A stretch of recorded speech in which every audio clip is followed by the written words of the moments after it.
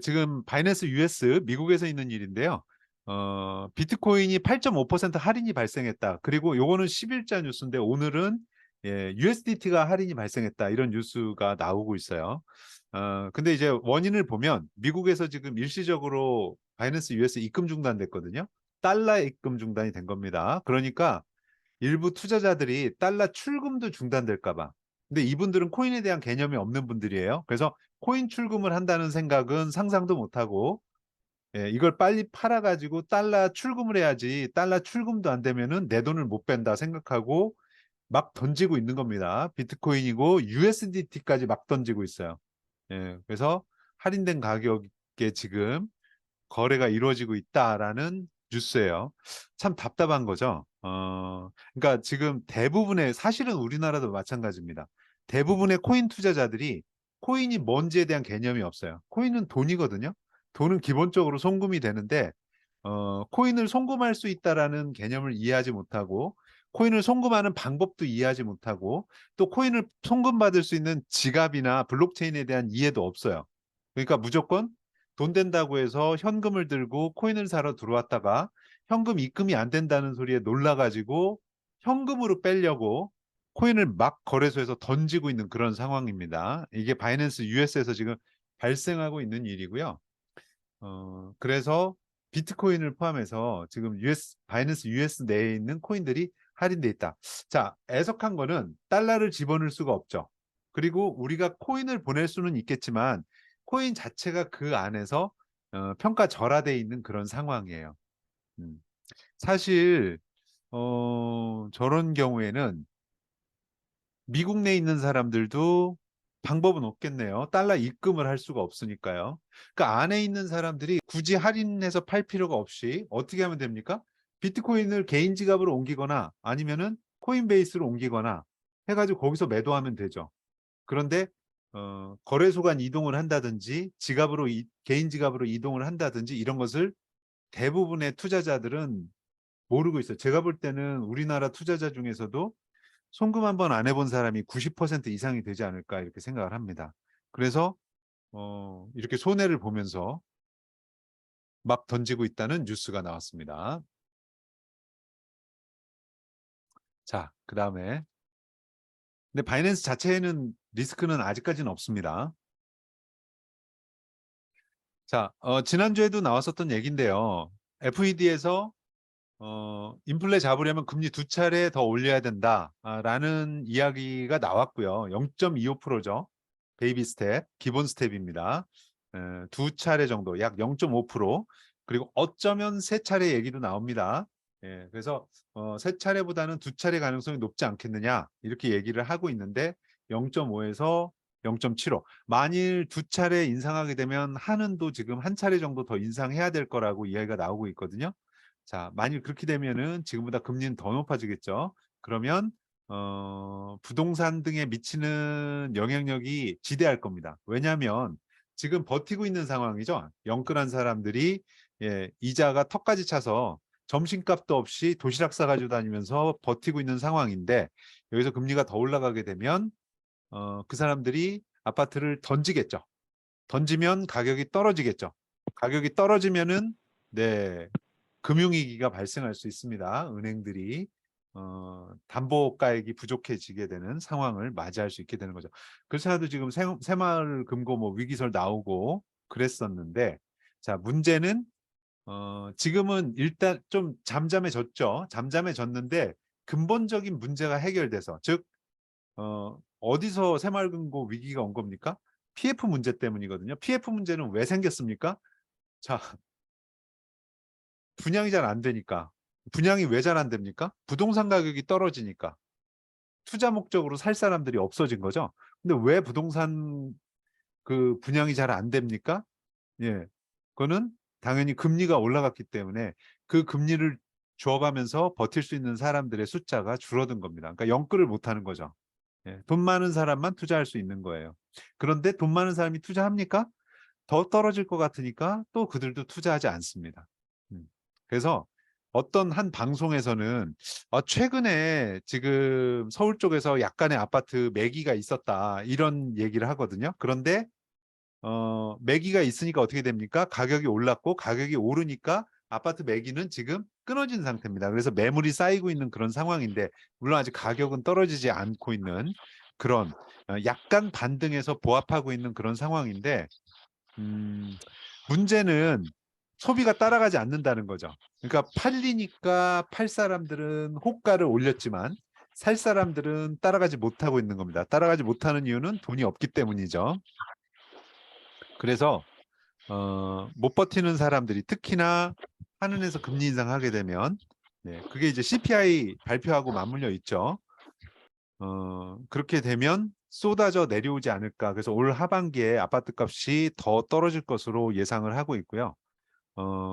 결국은 새마을금고, 그다음에 3금융권, 예, 그리고 증권사들이 PF 대출 많이 해줬죠. 중하위 증권사들, 예, 여기서부터 문제가 터지기 시작할 거고요.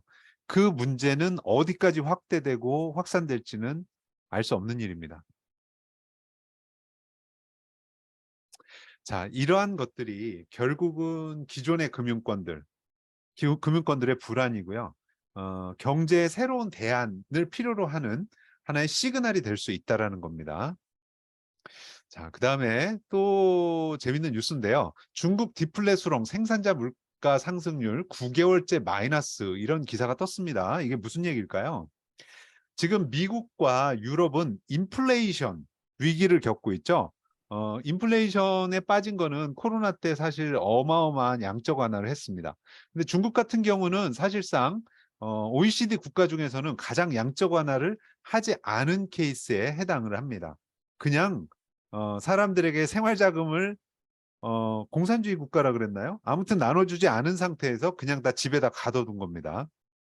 그런데 지금 중국이 디플레 수렁에 빠졌다. 여러 가지 요인이 있는데 일단 소비가 살아나지 않고 있습니다. 중국은 내수 시장이 전 세계의 몇 분의 1입니까? 어마어마한 내수 시장을. 물론 인구가 지금 인도에게 역전당했다고는 하지만 경제 수준에서는 인도보다 훨씬 높기 때문에 내수 시장에 있어서는 전 세계 탑이거든요. 그래서 어제 제가 어떤 영상을 봤는데 왜 우리 어렸을 때 홍콩 영화가 그렇게 인기를 끌다가 요즘 인기를 못 끄느냐 세계적으로 라는 질문을 그 중국인 영화계 인사한테 했어요. 그랬더니 중국은 대충 만들어도 중국 내에서 돈을 어마어마하게 번다는 거예요. 우리나라에서 1,000만 관객을 얘기하잖아요. 중국에서는 실패한 게 1,000만 관객이래요. 그러니까 우리나라에서는 빅히트 친 게 1,000만 관객이잖아요. 예, 그런데 중국은 삼류 감독이 대충 만들어도 1,000만이 들어온다는 거예요. 그러니까는 열심히 만들 필요도 없고 노력할 필요도 없고 대충 만들어도 돈 벌고 이런 분위기가 만연해 있기 때문에 경쟁력이 떨어지고 그렇게 됐다는 거죠. 자, 여기서 시사하는 바가 뭡니까? 중국은 그만큼 내수 시장을 믿고 가는데 문제는 내수 시장이 지금 죽고 있다 이런 얘기입니다. 그래프를 보면요. 자, 이런 거예요. 자, 소비자 물가 지수가 지금 0%대로 떨어져 가지고요. 원래 2.1%대였는데 이게 4월 달부터 0%대로 떨어져서 4, 5, 6 연속 3개월 0%대다. 그다음에 그런데 이거보다 더 심각한 게 뭐냐면 생산자 물가 지수거든요. 그러니까 공장에서 생산되는 단가는 소비자 물가는 오르지 않은 거예요. 그러니까 석 달 동안 똑같은 가격을 유지하고 있다라는 뜻이고 생산자 물가 지수는 벌써 마이너스로 돌아선 지 10개월째랍니다. 작년부터 시작해서 10개월째 계속해서 마이너스로 떨어지고 있는데 6월 달은 어디까지 떨어졌느냐? 전년 대비 마이너스 5.4%. 예. 그러니까 사실은 인플레이션보다도 더 심각하다라는 디플레이션에 빠진 겁니다.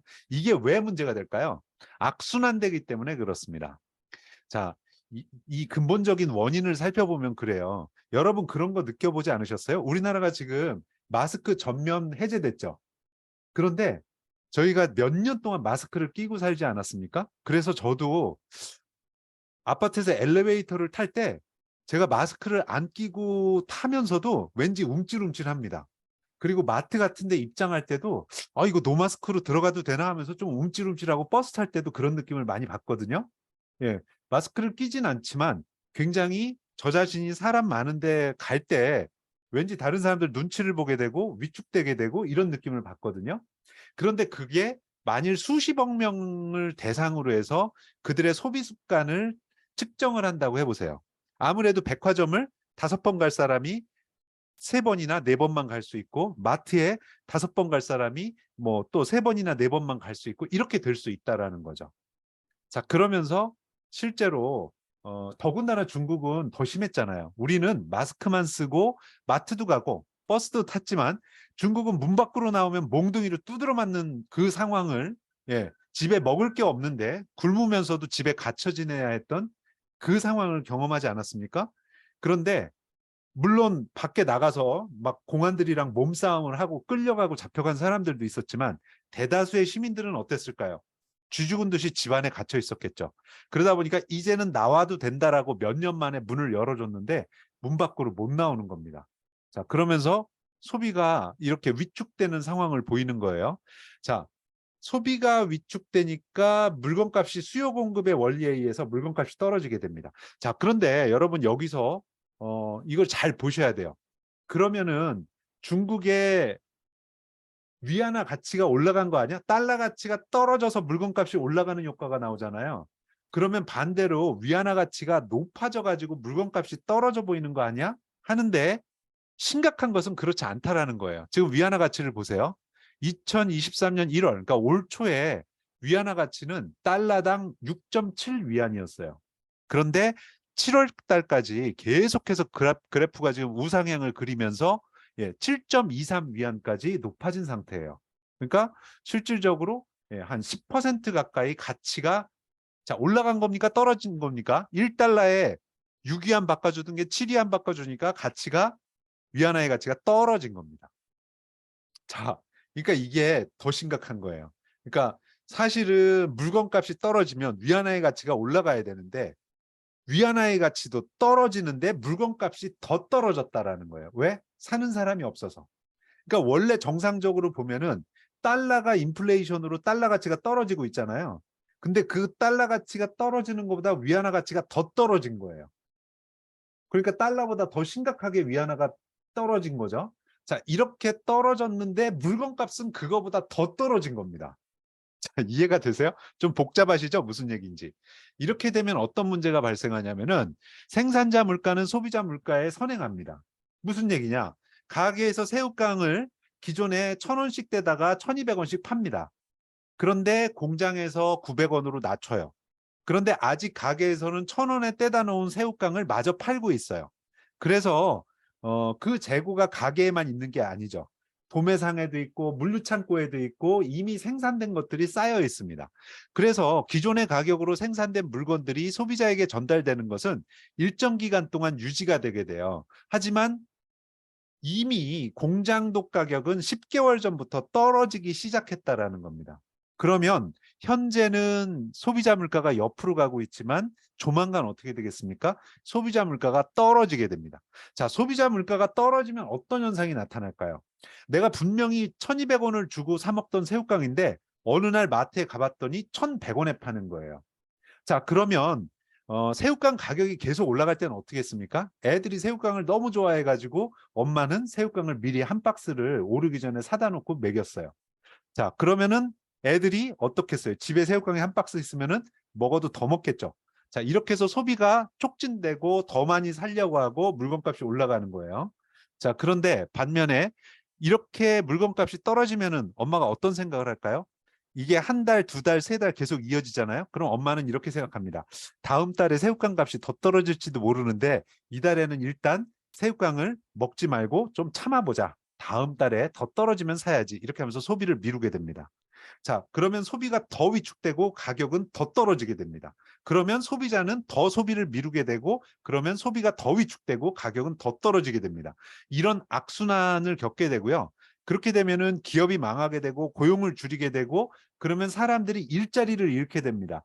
일자리를 잃게 되면은 물건값이 떨어질까 봐 안 사 먹었었는데 이제는 사 먹을 돈이 없어서 못 사 먹는 상황이 발생되고요. 그러면 장사가 더 안 되고요. 그럼 물건값이 더 떨어지고요.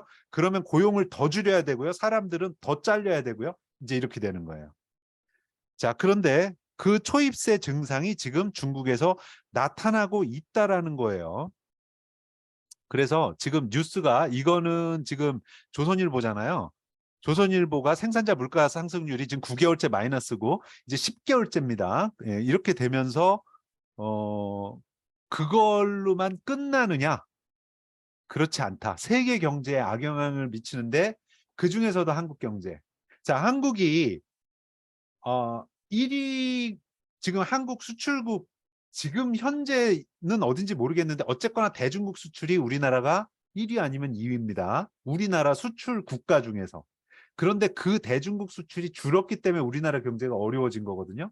그런데 중국의 소비가 이렇게 줄어들면은 우리나라에서 중국으로 수출하는 물건들은 어떻게 되겠습니까? 더 안 팔리게 되고 더 가격을 낮춰야 되는 상황이 발생된다. 그러면 가뜩이나 어려워 죽겠는 우리나라 경제는 지금보다도 더 어려워질 가능성이 있다라는 사실을 보셔야 되는 겁니다. 자, 이런 기본적인 경제 흐름을 알아야만 투자 전략이 나오는 겁니다. 이거는 오늘 뉴스죠. 오늘 뉴스인데요.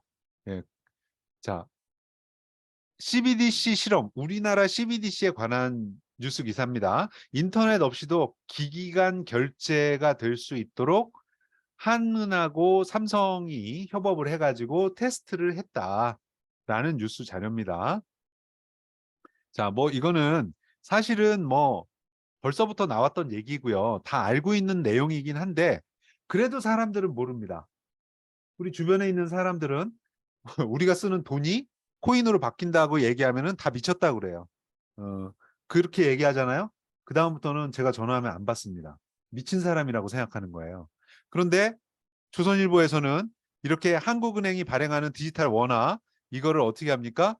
카카오페이하고 카카오뱅크하고 삼성전자하고 손잡고서 어떻게 해요? 전화기를 서로 부딪히기 하면 그 안에 NFT 기능을 이용해서 예, 단말기간 결제가 되는 거예요. 그러니까 인터넷이 연결되지 않은 상태에서 그러니까 인터넷이 끊어지면은 전 국민이 돈을 못 쓰면 어떤 상황이 발생하겠습니까? 집에 가려고 하는데 버스도 못 타고 만일 인터넷이 정전이거나 어떤 사고에 의해서 인터넷이 끊어졌어요. 그러면 집에도 못 가고 택시도 못 타고 밥도 못 사 먹고 뭐 이런 초유의 비상 사태가 벌어지지 않겠습니까?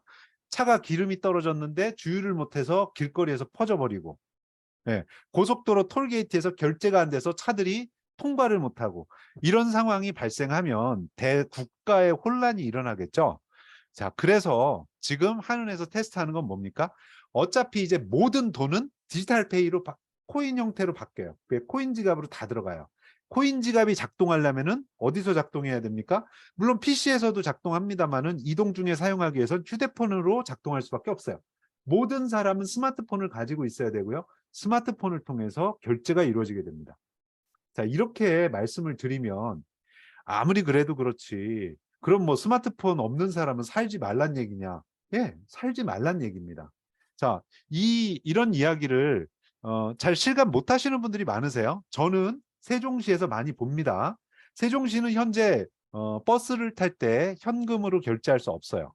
그래서 모두 다 교통카드를 소지해야 되는데 시골의 노인분들이 교통카드 없는 분들이 왕왕 계십니다.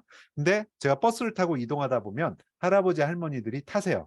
그러면서 예, 1,000원, 2,000원 돈을 내고 타시려고 하면 기사가 거부를 합니다. 현금으로 승차하실 수 없습니다. 나 현금밖에 없는데 이거 돈 줄 테니까 좀 태워달라고 할아버지 할머니가 사정을 하세요. 그러면 기사가 어떻게 할까요? 예, 원칙대로 행동할 수밖에 없어요. 자, 할아버지 현금을 받을 수 없습니다. 여기서 내려주세요. 해서 예, 그냥 출발하지 않아요. 그냥 좀 출발했으면 좋겠는데 예, 할아버지 할머니 다시 하차시키고 그리고 출발합니다. 그럼 할아버지 할머니는 어떻게 해요? 투덜투덜. 어떤 할아버지는 막 욕을 하면서 내려요. 방법 없어요. 돈이 있어도 버스를 못 타는 겁니다. 자, 그런데 지금 그거하고는 될 바가 아니에요. 코인 이체도 못 하는 사람들이 대부분이에요. 근데 앞으로가 아니에요. 이미 끝났어요. 이게 지금 법안이 3월 달에 개정됐고요. 그 다음에 테스트도 지금 다 끝났고요. 이렇게 해서 중국의 디지털 위안화. 중국도 지금 테스트하고 있거든요. 그래서 중국하고 같이 우리나라도 발맞춰 가지고 이렇게 테스트, 이거 휴대폰만 갖다 대도 전송되는, 인터넷 없어도 오프라인 결제가 가능한 것을 삼성폰을 가지고 테스트를 하고 있습니다. 자, 그래서 한국은행 관계자가 뭐라고 얘기했냐면 삼성전자가 모바일 분야에서는 국내 유일한 공급업자이기 때문에 기술 협약을 맺게 됐다. 전에는 LG폰이 있었는데 지금 LG폰이 없죠. 그래서 무조건 삼성하고밖에 할 수 없는 그런 웃지 못할 상황이 됐어요. 예, 그래서 여기서 전부 다 거래가 이루어지고, 자, 그래서 여기 삼성전자 관계자 뭐라고 얘기했습니까? 은행이나 애플리케이션 등 기존 방식들은 늘 온라인상에서 이루어지기 마련이라며 스마트폰끼리 같이 있는 것만으로 화폐가 전송될 수 있는 방법을 연구하고 있다. 이렇게 얘기를 했습니다. 이제는 더 이상 은행을 통해서 송금하지 않습니다. 예. 여기 그 얘기도 나와요. 이제 더 이상 은행을 통해서 송금하지 않고 직접 예, 개인 간 송금을 하게 되는 겁니다. 믿거나 말거나. 사람들 이제 어떻게 살려나 모르겠습니다. 후오비 한때는 세계 2위 거래소였습니다. 후오비가 한때는 세계 2위 거래소였는데, 자, 이 친구 제가 썩 좋아하지 않는 친구입니다. 저스틴 선이죠. 10대에 세계적인 부호가 됐어요. 트론의 창시자죠. 자, 그래서 이 친구가 몇 년 전에 후오비를 인수했다라는 설이 있습니다. 물론 공식적으로 확인되고 있지는 않으나 이게 뭐 정설로 지금은 받아들여지고 있어요. 지금 후오비의 최대 주주가 돼 있어요. 돈 주고 산 거죠. 자, 그런데 현재 후오비의 비트코인 리저브가 급감, 잔액이, 비트코인 보유고가 급감해서 위험, 경고 목소리가 속출하고 있다. 지금 여러 신문 기사들이 쏟아지고 있는데요. 어느 정도냐? 이 그래프를 보시면 돼요.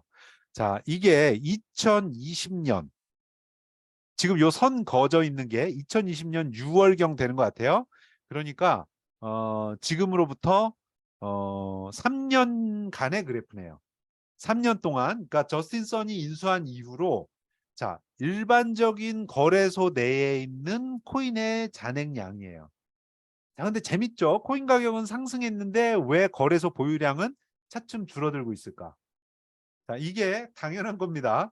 거래소 보유량이 늘어난다라는 것은 코인의 가격이 떨어진다라는 거예요. 여러분, 코인 팔고 손 털고 나오려면 어떻게 합니까? 거래소로 옮겨서 팔아야죠. 그런데 내가 장기 보유하겠다 생각하면 어떻게 합니까? 거래소에서 빼서 개인 지갑에 보관합니다. 자, 코인이 보관될 수 있는 방법은 사실은 딱 한 가지입니다. 블록체인 상에서 코인은 존재할 수밖에 없어요. 여러분 그거 알고 계세요? 개인 지갑도 블록체인이고 덱스도 블록체인이고 섹스도 블록체인이고 모든 것이 블록체인입니다. 모든 코인은 블록체인 상에서만 존재할 수 있어요. 자, 그런데 차이가 있어요. 개인 지갑은 뭡니까? 각자 나만의 개인 지갑이에요. 그러면 덱스는 뭡니까? 그 개인 지갑을 가지고 개인 지갑끼리 거래하는 게 덱스 거래소예요. 그러면 섹스 거래소는 뭡니까? 자, 내 개인 자산을 거래소 사장의 지갑에다 넣어놓습니다. 그리고 거래소 사장의 지갑에 넣어놓은 상태에서 거래소 사장의 컴퓨터에서 가상으로 거래하는 겁니다.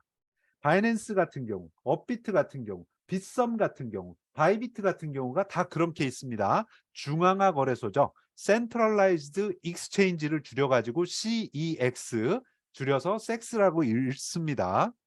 자, 그런데 그 섹스에서 거래하려면 어떻게 해야 됩니까? 내 개인 지갑에서 코인을 빼가지고 중앙화 거래소 사장의 지갑에다가 입금을 하고, 그리고 그 사장의 컴퓨터에서 거래한다 말씀드렸어요. 카지노랑 비슷합니다. 들어가서 돈을 맡기고 칩 받아가지고 도박을 하죠. 그것하고 비슷한 형태입니다. 자, 그런데 그렇게 맡기는 코인의 개수가 줄고 있다. 개인 지갑에 갔거나 아니면 덱스에 갔거나. 자, 그런데 중요한 것은 이 각도와 후오비가 줄어드는 것은 아주 심각하다. 그래서 후오비는 거의 이 높았을 때에 비해서 바닥까지 지금 근접한 상황입니다. 거의 제로 리저브에 접근을 하고 있고, 최근에 보유량이 2만 BTC 이하로 추락했다. 왜냐하면 후오비가 세계 2위의 거래소였어요. 그 정도 위치에 있던 이 후오비의 BTC 보유량이 지금 2만 BTC까지 추락하면서 뱅크런 사태를 맞이할 수도 있다라고 이야기를 하고 있고요. BTC뿐만 아니라 스테이블 코인 테더 보유고도 비교적 적은 것 같다. 자, 그런데 이런 소문이 돌게 되면 굳이 후보비에 남아 있으려고 하는 사람들이 있을까요? 자, 없다라는 거죠. 그렇게 되면은 더 많은 자금 이탈로 이어질 수 있는 가능성도 있다라는 거예요. 지금 여기 돈 빠지는 거 보세요. 비트코인이 푹 빠지고 푹 빠지고, 이건 뭐예요? 목돈을 누군가가 뺐다는 얘기입니다. 이거 일자별이에요. 하루하루거든요. 근데 이 하루하루에 줄어드는 게 여기 50만이었잖아요. 50만 인데, 이게 연초네요. 연초가 50만인데 지금 어 20만 밑으로 떨어졌어요. 18만. 그러면 3분의 1, 거의 3분의 1로 떨어졌다고 볼 수 있네요. 네. 이러면 여기서 떨어지는 건 훅 갈 수 있다라는 겁니다. 호비 거래 혹시라도 가지고 계신 분들은 빼시는 게 좋을 것 같습니다. 자, 이 어린 친구들 불안합니다. 이 저스틴 선이 워낙 그 구설수에도 많이 올랐었고요.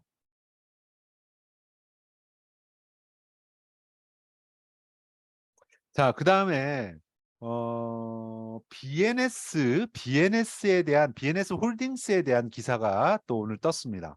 BNS 홀딩스는 이제 투자 대행사거든요. 투자 대행사인데, 자, 지금 하루하고 델리오가 출금 정지된 거 알고 계시죠? 자, 이 하루나 델리오가 어떻게 했습니까? 비트코인을 우리에게 맡기면 우리가 연간 어, 월 1% 이상, 그러니까 연간 12% 이상의 이자를 지급하겠다라고 이야기했어요. 근데 저는 사실 거기에 대해서 굉장히 그 위험하게 생각해 왔던 게 뭐냐면, 델리오나 하루인베스트에게 있어서 12%의 연간 비트코인 수익률을 낼 만한 투자 수익 모델이 없었습니다.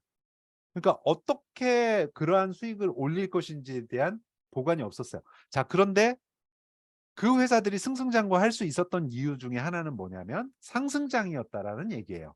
그러니까 상승장 동안에 계속해서 가격이 올라갔기 때문에 계속해서 사실은 투자 유치를 할 수 있었던 거고요. 그러니까 사람들 입장에서는 내가 비트코인을 사가지고 있는데, 어차피 비트코인을 사가지고 있으면 가격이 오르잖아요.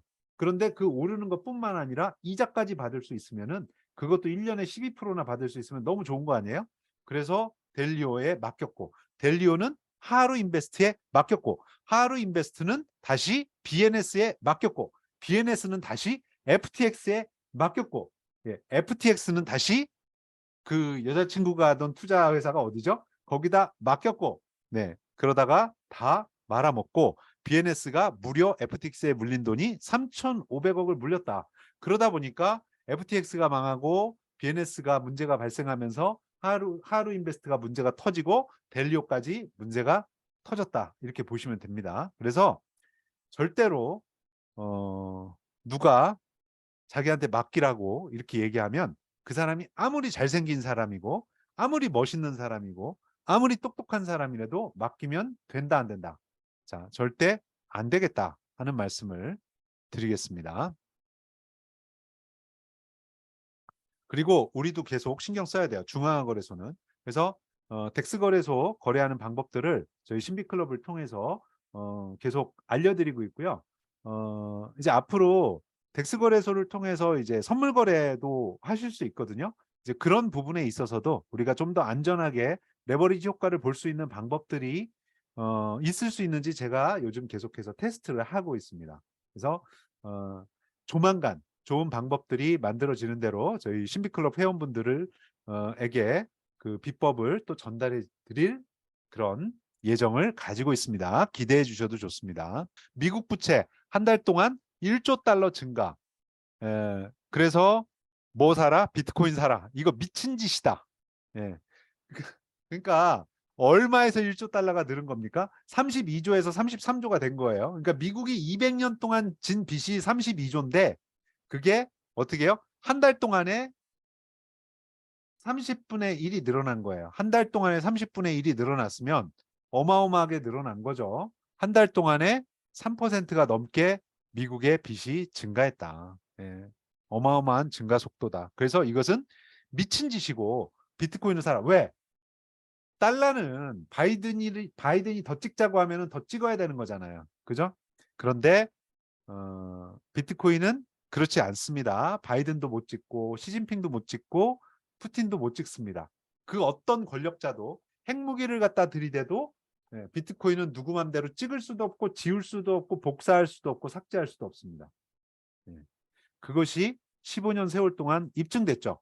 비트코인 ETF가 트로이 목마가 될 수 있다. 뭐 이제 이런 그 주장이에요.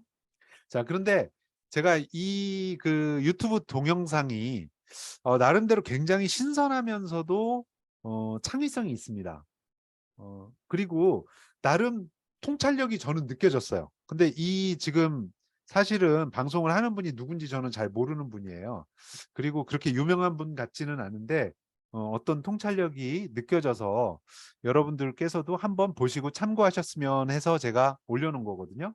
그러니까 이게 무슨 얘기냐면, 자, 비트코인을 잘 모르는 사람들은 FTX가 망하는 걸 봤어요. 바이낸스 US에 입금 금지가 되는 걸 봤어요. 자, 그러니까 비트코인을 산다라는 것은, 내가 직접 산다라는 것은 나는 비트코인이 뭔지도 잘 모르고 괜히 잘 모르고 샀다가 거래소가 망할 수도 있고, 아니면은 뭐 바이낸스 US처럼 뭐 입금이 중단될 수도 있고, 뭐 이런 겁나잖아요. 그래서 사고는 싶은데 직접 못 사는 사람들이 있어요. 그런 사람들이 어떻게 할까요? 자, 블랙록이나 이러한 거대 자산운용사를 통해서 간접 투자를 하게 됩니다. 자, 그것을 뭐라고 합니까? ETF라고 하죠. ETF는 내가 펀드입니다. 펀드를 사면, 근데 펀드를 현물처럼 거래하는 거예요. 그 펀드를 가지고 어떻게 합니까? 자산운용사가 대신해서 나 대신에 비트코인 선물을, 지금까지는 선물을 샀어요. 근데 선물은 아무리 많이 사도 아무리 많이 팔아도 현물 가격에 영향을 미치지 않습니다. 그런데 이제는 현물을 사겠다라는 거예요. 자, 그런데 여기서 이제 여기까지는 다 아는 내용이잖아요. 자, 근데 여기서 제시하는 이 트로이 목마설이 뭐냐면, 자, 이렇게 해가지고 지금 블랙록이 1경 10조 달러를 운영한다라고, 11조 달러를 운영한다라고 말씀드렸어요. 그런데 지금 비트코인 시총이 어떻게 돼요? 0.5조 달러 정도 돼요. 그러니까 블랙록의 자금의 5%만 풀면 사토시부터 지금까지 채굴된 모든 비트코인 분실된 것까지 싹 다 사버릴 수가 있어요. 5%만 가지고요. 그러니까 어떻겠어요? 1%만 풀려도 시장에는 블랙록 자금의 1%만 현물 시장, 비트코인 현물 시장, 왜냐하면 이게 모든 코인을 살 수 있는 ETF가 아니잖아요.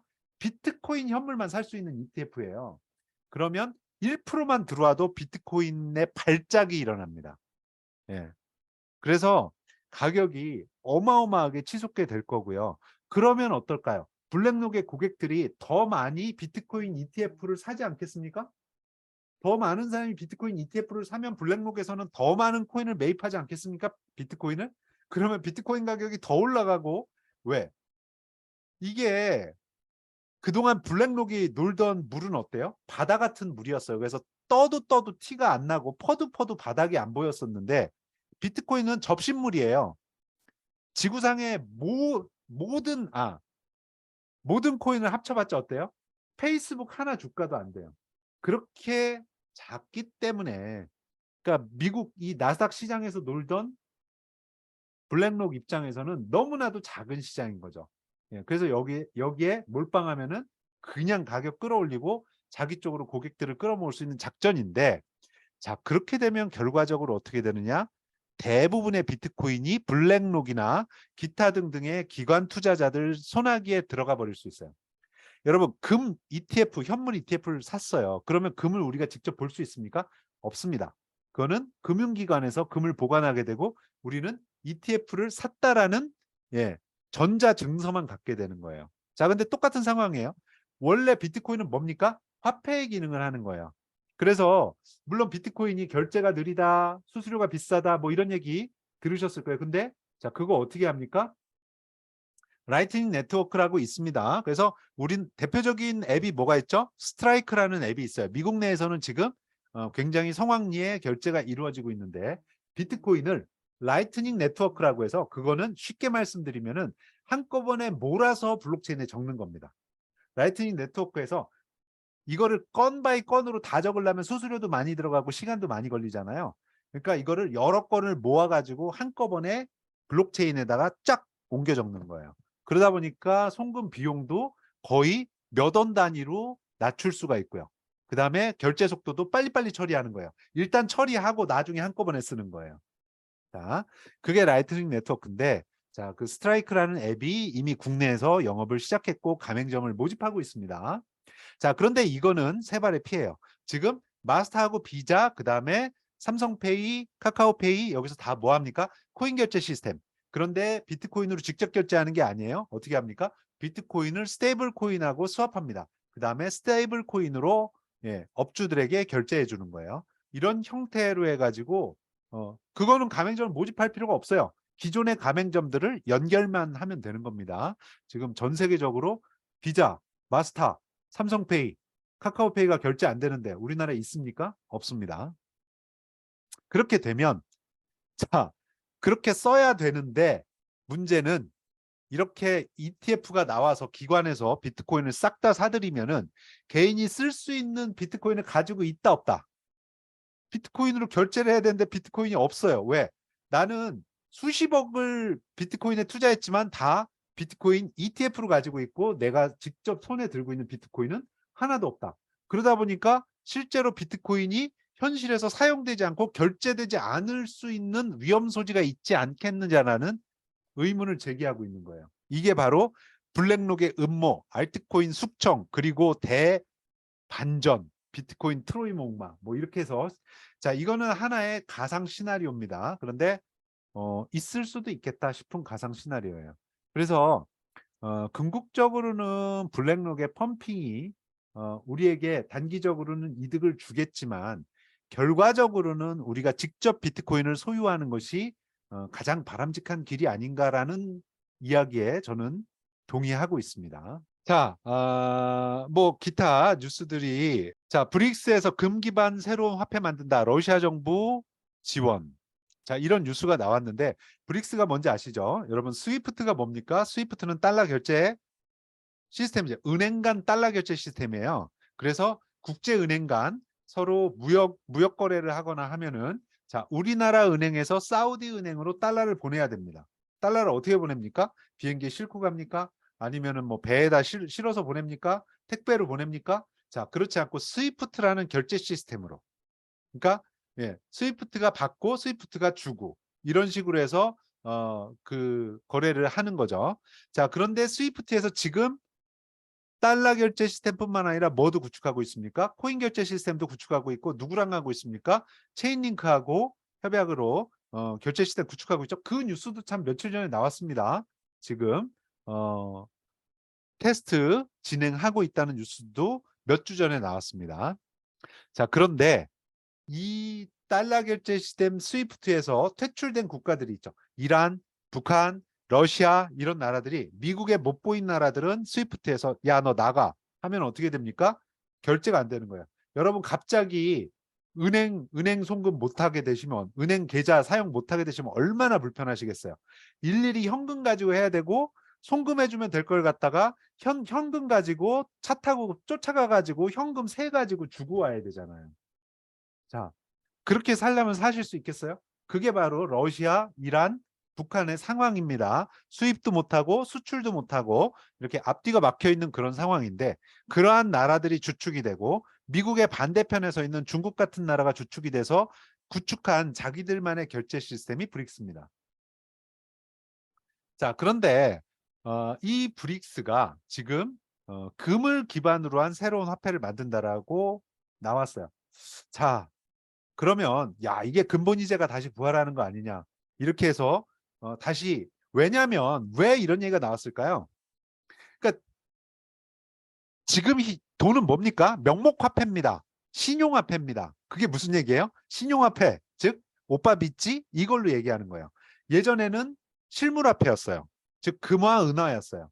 그런데 그게 태환화폐로 바뀌었어요. 종이를 가져가면 바꿔주는 금태환 들어보셨죠? 그래서 태환화폐로 바뀌었다가 이제는 태환을 포기하고 뭘로 바뀌었습니까? 신용화폐. 그러니까 그냥 야, 오빠 못 믿어? 이러면서 그냥 종이에다가 숫자 써가지고 잉크로 써가지고 자, 이거 금으로 바꿔줘요? 안 바꿔줘요. 야, 그냥 오빠 믿고 써. 이러면서 쓰고 있는 그런 상황이에요. 자, 그런데 문제는 미국이라는 오빠는 나름대로 젠틀하게 생겼기 때문에 그래도 오빠를 믿고 지금까지 썼어요. 그런데 자, 이렇게 여기 보세요.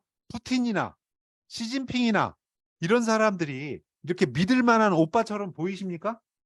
다른 나라들이 볼 때 믿을 만한 오빠로 안 보인다는 얘기예요. 그래서 이 사람들이 브릭스라는 달러에 대응하는 결제망을 갖다가 만들었어요. 그런데 거기서 돈을 사람들이 믿을 만한 그런 종이를 생산해내지 못하는 거예요. 종이용 잉크인데 그거를 더군다나 푸틴이 만들었는데 어떻게 믿겠냐는 거예요. 푸틴이 언제 죽을지도 모르고 시진핑이 언제 죽을지도 모르는데 그걸 어떻게 믿고 그 돈을 사용하겠느냐. 자, 그래서 사실은 고양이 목에 방울 달기입니다. 그러니까 쥐들이 생각할 때 고양이 목에 방울만 달면 모든 문제가 해결되는 거잖아요. 너무 좋죠. 그런데 그래서 잔치를 벌이다가 새벽녘에 깨달았습니다. 한 쥐가 술에 취해서 한마디 합니다. 야, 근데 방울은 누가 다를 거야? 그랬더니 갑자기 잔칫마당이 조용해졌죠. 예. 그런 거랑 비슷합니다. 야, 우리끼리 결제 시스템 만들어. 했는데 그럼 뭘로 쓸 거야? 그랬더니 러시아가 뭐라고 합니까? 푸틴이 야, 루블라로 쓰자. 그랬더니 시진핑이 뭐라고 합니까? 위안화로 쓰는 건 어때? 자, 이러는데 자, 이게 쉬운 문제가 아니에요. 그래서 금을 기반으로 한 금태한 화폐를 만들겠다. 와, 그러면은 이거는 뭔가 막강해지는 거 아니냐? 자, 그렇지 않습니다. 자, 금이 왜 태환화폐에서 사라지게 됐을까요? 금태환화폐가 왜 사라졌을까요? 인류가 발전하는 경제 규모만큼 금이 현실 속에 존재하지 않기 때문에 그렇다. 더군다나 금이 그만큼 늘어나고 있지 않기 때문에 그렇다라는 겁니다. 그리고 금이라는 것은 네. 아무튼 그러한 한계를 가지고 있기 때문에 미국도 결국은 금태환을 포기한 거거든요. 그리고 만일 생각해 보세요. 어, 만일에 중국이나 러시아가 금태환으로 어떤 특정 화폐를 발행해요. 그런데 만일 반대 진영에 있는 서방 유럽이나 미국 쪽에서 금을 사들이기 시작해서 금을 빼앗기게 되면 어떻게 됩니까? 역시 화폐가 붕괴되게 됩니다. 그리고 지금 현재 가지고 있는 금만으로 태환을 해서 발행할 수 있는 화폐의 양은 너무나도 적습니다. 그렇기 때문에 지금 늘어나는 경제 규모를 커버할 수 없어서 금태환을 다 기존에 포기했던 거거든요. 그런데 과연 금을 기반으로 한 화폐가 만들어지고 정상적으로 돌아갈 수 있을 것인가에 대해서는 굉장히 회의적이다. 자, 이렇게 생각을 하고 있습니다. 그리고 또 한 가지 재밌는 것은요. 왜 블랙록을 비롯한 기관들이 갑자기 비트코인 현물에 관심을 갖게 됐을까 하는 점입니다. 왜 비트코인 현물에 관심을 갖게 됐냐면 자, 비트코인을 제외한 모든 대부분의 알트코인들은 어떻게 만듭니까? 알트코인은 그냥 찍어내는 겁니다. 자, 제가 전에도 보여드린 적이 있는지 모르겠는데 저희 그 신비클럽 그 학습 과정에 보면은 다들 이제 제가 알려드리죠. 이 비트코인은요. 이 코인이라는 건요. 사실은 찍고 싶은 사람들이 마음대로 찍을 수 있어요. 이렇게 사이트가 있습니다. 여기 보면은 코인툴이라는 사이트에 가시면 누구나 코인을 만드실 수 있어요. 그러니까 제발 할아버지 할머니들이 팔러 다니는 코인 좀 사지 마세요. 코인은 쓰레기입니다. 정말로. 예, 얼마나 코인이 쓰레기인지 제가 보여드릴게요. 여기 보면은 코인이 아니죠. 사실은 이렇게 블록체인을 가지고 있는 게 코인이고요. 블록체인을 빌려서 사용하는 건 토큰이라고 합니다. 그래서 이것은 여기 create 토큰이라고 써 있죠. 예, 토큰 만드는 사이트예요. 내가 예를 들어서 뭐 이더리움을 기반으로 ERC20 토큰을 만들고 싶다. 그러면 클릭만 하시면 돼요. 클릭만 하면은 네, 여기 메뉴가 친절하게 이렇게 뜹니다. 그러면 그 메뉴에다가 내가 토큰 이름은 뭘로 할 거고, 자, 이름은 내가 뭐 신비클럽 토큰 이렇게 하고요. 자, 심볼은 뭐예요? 약자죠. 그러면 뭐 SIB 해가지고 SIB 예, 약자를 하고요. 그다음에 발행량은 몇 개로 할 거냐? 2,100만 개냐? 아니면 뭐 20억 개냐? 200억 개냐? 2조 개냐? 200조 개냐? 자, 이것 발행을 더하면 돈을 더 내야 될까요? 아니에요. 발행 수수료 똑같아요. 예, 그냥 내가 적고 싶은 만큼 적고, 예, 그리고 뭐 이거는 뭐예요? 예, 수수료를 소각하도록 만들 것이냐, 아니면 에어드랍을 줄 것이냐, 모든 옵션을 다 줄 수 있어요. 자, 그렇게 하고 그냥 크리에이트 토큰 버튼만 누르시면 끝나요. 그러면은 예, 여름 토큰도 만들 수 있고 신비 토큰도 만들 수 있고 뭐 다 성공아리 토큰도 만들 수 있고 누구나 토큰 만들 수 있어요. 원래는 이더리움 이하 알트코인들에서 그렇게 할 수 있었는데 사실은 비트코인도 이게 가능해졌죠. 그래서 BRC20이라는 새로운 표준이 만들어졌고 그게 3월 달입니다. 테스트로 만들었는데 그때 이후로 지금 비트코인에서도 누구나 만들고 싶으면 약간의 수수료만 지불하고 토큰을 만들고 있는 그런 상황이에요. 네. 그래서 지금 죄송해요. 딴 사이트네요. 예, ERC20으로 토큰 만드는 사이트고요. 여기 말고 BRC20으로 토큰 만드는 사이트를 가보시면은 지금 예, BRC20이 뭡니까? 예, 비트코인 스마트 컨트랙트는 아니고 그냥 컨트랙트. 비트코인 컨트랙트입니다. 그래서 여기서 토탈 지금 몇 달 사이에 한 3개월 사이에 토탈 토큰이 몇 개가 나왔습니까? 36,954개 거의 4만 개에 육박하는 토큰들이 한 석 달 사이에 만들어졌어요. 여러분들 이름도 모르는 토큰들이 이렇게 나와 있어요. 여기 펌, 펌, 펑크 토큰이라는 토큰이 있어요. 하나에 500달러예요. 이런 게 있다는 사실은 아셨어요? 자, 그런데 이게 시가총액이 490만 달러밖에 500만 달러밖에 안 돼요. 그러면 이게 몇 개 발행됐다는 거예요? 10,000개 발행됐다는 거예요. 이거 누르고 들어가 보면은 예, 자세한 정보가 여기 나와 있어요. 예, 토탈 서플라이가 몇 개예요? 10,000개예요. 예, 그냥 동네 애들이 만든 거예요. 이렇게 10,000개 만들고 자기가 500달러 주고 사면 이게 또 500달러가 되는 거예요. 또 뭐 이런 식이에요. 예. 자, 그러니까 이러한 쓰레기 토큰들을 갖다가 와 이게 뭐 상장만 되면 얼마가 되고 이게 바이낸스만 올라가면은 뭐가 어떻게 되고 상장피 주고 지금 상장하는 거 잡히면은 징역 갑니다. 징역도 1, 2년 살고 나오는 게 아니에요. 지금 검찰청에 특수수사본부까지 차려져 있어요. 사전 신고센터까지 지금 신고 접수를 받고 있습니다. 그러니까 절대 이런 거 뭐 어디 상장만 되면 얼마 간다고 떠들면서 코인 만들어서 파는 거 쳐다도 보지 마세요. 근데 어, 자, 결과적으로는 비트코인이 저도 사실 알트에 대해서 여러분들에게 몇 번 말씀드린 적이 있지만 지금은 저도 결론적으로 비트코인너가 됐어요. 비트코인 옹호론자가 강력한 옹호론자가 제가 불과 뭐 한 두 달 전까지만 해도 이더리움 찬양을 했었던 거를 기억하실 거예요. 근데 죄송하지만 입장이 바뀌었어요. 그러니까 입장은 바뀌어야 됩니다. 왜요? 상황이 바뀌니까요. 신념이 바뀌면 안 되지만 입장은 바뀔 수 있다라는 겁니다. 자, 저는 블록체인 경제를 통해서 우리가 더 살기 좋은 공정한 세상이 될 거라는 신념을 가지고 있는 사람이에요. 그 신념은 바뀌지 않지만 자, 그 중에서 무엇이 시장을 주도할 것이고 또 무엇의 가치가 앞으로 더 오르게 될 것인가에 대해서는 계속해서 시장이 변화하는 만큼 입장은 바뀔 수가 있습니다. 자, 왜 비트코인의 가치를 두느냐? 일단은 며칠 전에 어떤 뉴스가 나왔냐면은 이더리움 창시자인 비탈릭 부텔린에게 지금 이더리움이 포스 방식으로 채굴하고 있죠. 포스는 뭐예요? 내가 가지고 있는 이더리움을 맡기면 이자를 받는 겁니다.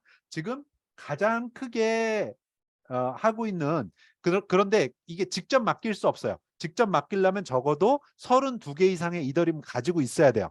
지금 하나에 300만 원인가요? 그러면 32개면 얼마예요? 33은 9. 적어도 1억 예, 이상의 이더리움을 가지고 있어야만 내가 직접 채굴이 가능합니다. 그렇지 않으면 전부 대리 채굴을 할 수밖에 없어요. 그러니까 대리를 맡기는데 자, 이것이 완전하지 않을 수 있다.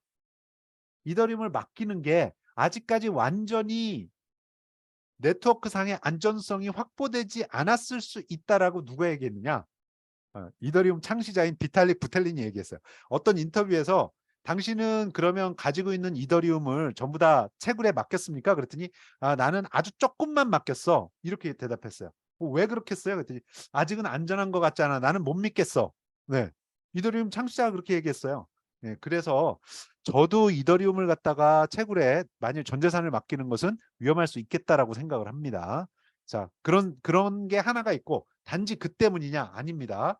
자, 지금 많은 기관 투자자들이 비트코인 ETF를 신청해 놓은 상태예요. 그러면 비트코인 ETF가 승인이 나는 순간 비트코인으로 어마어마한 기업 자금들, 그 기관 자금들이 몰려들 수밖에 없고 여기에 대한 배경 설명을 하고 있는 것이 있어요. 그러니까 왜 은행을 비롯한 그 수많은 증권사들과 기관 투자자들이 비트코인에 주목하고 있는가?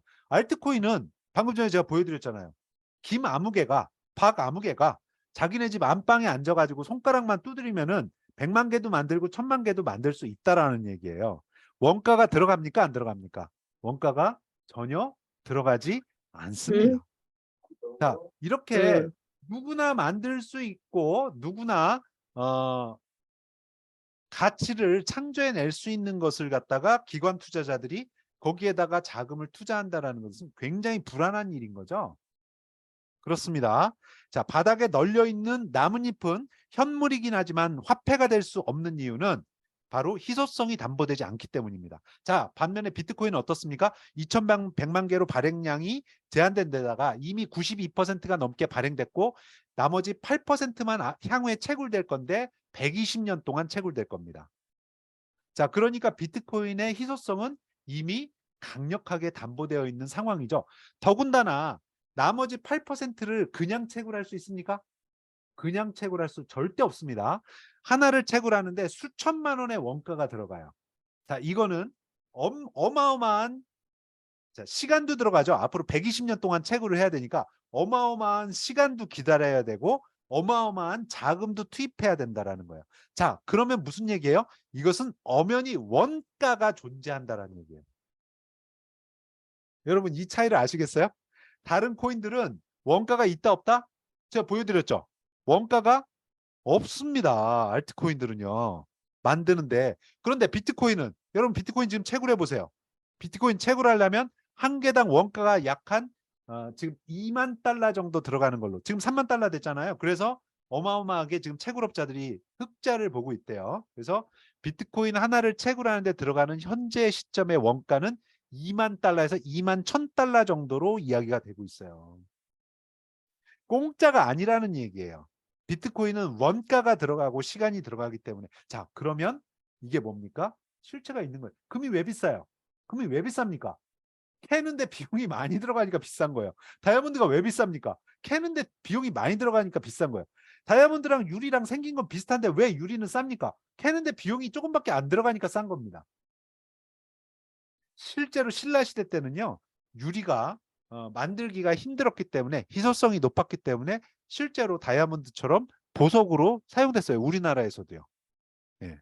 박물관에 가면 유리로 만든 장신구들, 왕족들의 장신구들이 있습니다.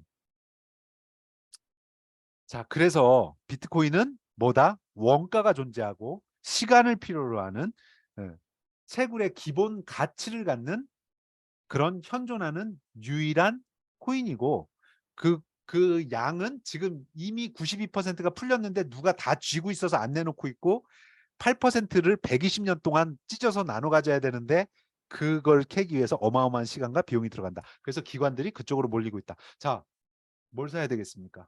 알트는 앞으로 계속해서 나올 겁니다. 그래서 물론 이더리움이 잘 나갈 수도 있어요. 그런데 이더리움을 대체하는 도전자들이 계속 있잖아요. 에이다도 있고 폴카닷도 있고 뭐 폴리곤도 있고 계속해서 도전장을 물론 뭐 레이어 2도 있고 근데 레이어 2가 어떻게 합니까? 또 독립을 선언합니다. DYDX 같은 경우도 레이어 2로 시작을 했다가 지금 자체 블록체인 만든다고 또 그렇게 보따리 싸고 있어요. 그래서 이러한 어떠한 움직임들이 계속해서 일어나고 있기 때문에 알트는 어느 한 가지가 절대 강자라고 이야기할 수 없고 계속해서 새로운 세력이 나오는 거고. 하지만 흉내낼 수도 없고 대체할 수도 없고 바꿀 수도 없는 것은 비트코인이다. 자, 그래서 시미클럽을 통해서 투자하고 계시는 여러분들께서는 비트코인의 비중을 좀 더 높이시라, 이렇게 말씀드리고 싶어요. 자, 제가 이더리움, 비트코인 반반 사시라고 분명히 말씀드렸고, 알트코인들은 가급적이면 사지 마시라고 말씀드렸어요. 그런데 반반 하시라고 말씀을 드리고요. 그 다음에 알트코인 하시고 싶으면요, 제가 지금 알트코인 특강을 한번 하려고 하거든요. 저희 신비클럽 멤버분들 따로 제가 저기 번개팅을 해가지고요. 지금 신규로 알트코인이 굉장히 고레버리지로 상장된 종목들이 있어요. 파일코인도 있고요. 여러 가지 몇 가지가 있거든요. 그래서 혹시 알트를 원하시는 분들은 고레버리지의 ETF 상품을 통해서 들어가는 것이 가장 현명한 방법이 아닐까. 소량. 그러니까 예를 들면 $100 단위, $1000 미만. 예, 그렇게 해서 조금씩 조금씩. 왜냐하면 내가 눈여겨본 알트가 있어. 예를 들어 체인링크, 예를 들어 파일코인. 이런 거 진짜 내 생각에 대박 날 것 같은데. 예, 근데 뭐 대박 난다고 해도 100배 오른다고 해도 100만 원에 1억밖에 안 되잖아요. 그러면 적어도 몇 천만 원 사야 되는데, 자, 거기다 몇 천만 원 투자하느니 차라리 몇십만 원어치 고레버리지 ETF를 사시면 된다라는 겁니다. 고레버리지면은 1000배 오를 수도 있어요. 자, 그렇기 때문에 자, 그렇게 투자하실 수 있도록 제가 그것도 정리를 해가지고 한번 번개팅, 그래서 기존에 졸업하신 분들도 같이 참여하셔서 정보 공유하실 수 있도록 곧 올리도록 하겠습니다. 자, 마지막으로 신비클럽 아직 참여하지 않으신 분들 꼭 참여하실 수 있도록 안내 좀 부탁드리겠습니다. 그래서 우리가 이거를 사람들에게 알려주고 기회도 제공하고 우리도 돈 벌고 비즈니스도 진행하고, 여러분 저를 믿고 따라오세요. 이만한 사업이 없습니다. 법적으로도 문제가 없고 많은 사람들에게 선생님 소리 듣고 교육 사업이고, 네, 그리고 이건 투자 자금이 아니잖아요. 그죠? 교육비를 통해서 또 우리가 많은 수익을 올릴 수 있고 비즈니스가 가능하고, 너무 좋습니다. 빨리 내가 수강 안 했다면 빨리 수강하시고, 수강하셨다면은 새로운 교육생들 추천하셔가지고 인쇄적인 수익까지 챙기시길 바라겠습니다. 자, 장시간 고생 많으셨습니다. 한 주간 또 멋진 한 주 보내시고요. 다음 주 이 시간에 뵙도록 하겠습니다. 모두 수고 많으셨습니다. 이만 마치도록 하겠습니다. 자, 감사합니다.